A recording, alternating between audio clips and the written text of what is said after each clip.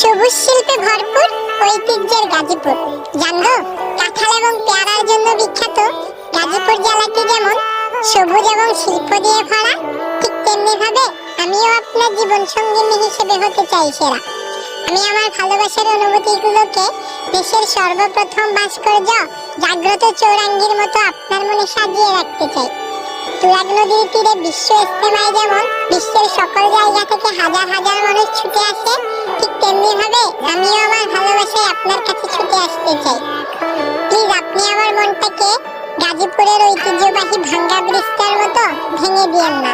সেটা যদি করেন তাহলে আমার মনে গাজীপুরের শ্রমিক কলোনির আগুনের মতো দাউ দাউ করে আগুন জ্বলতে থাকবে।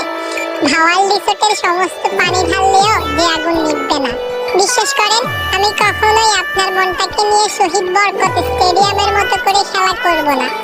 আবার গাজীপুরের মেয়ে হোসনে আরা পুতুলের মতো আপনার সাথে কখনো আমি অভিনয় করব না। আমার কাছে হয়তো গাজীপুরে অবস্থিত টাকশালের টাকা কারখানার মতো অনেক বেশি টাকা নেই, কিন্তু বিশ্বাস করেন আপনার জন্য আমার মনটা ভাওয়ালগড় উদ্যানের মতোই বিশাল।